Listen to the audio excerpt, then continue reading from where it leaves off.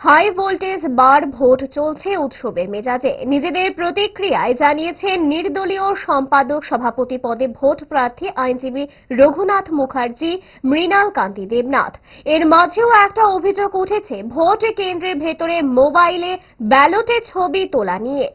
এমনই চাঞ্চল্যকর অভিযোগ ছিল ভোট প্রার্থী রঘুনাথ মুখার্জির।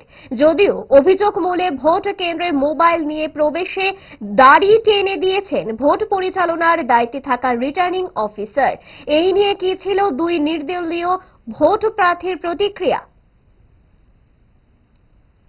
রিটার্নিং অফিসারের কাছে একটা অভিযোগ করেছিলাম যাতে এমন একটা আদালত চত্বরে শোনা যাচ্ছিল যারা কিছু ভোটার আছেন ভোট দিয়ে ছবি তুলে তাদের প্যানেলের যারা লিডারশিপ নেতৃত্ব আছে তাদের কাছে ছবি পাঠাতে হবে।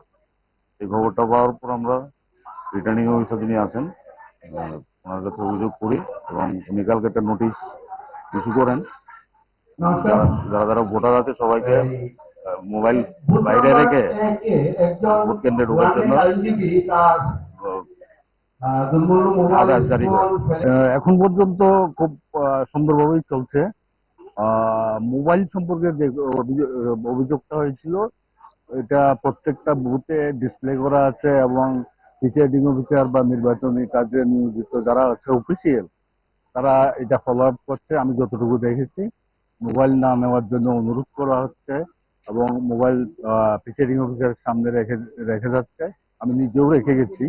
সুতরাং এখন পর্যন্ত আমাদের যতটুকু মনে হচ্ছে সুন্দরভাবেই ভোট প্রক্রিয়া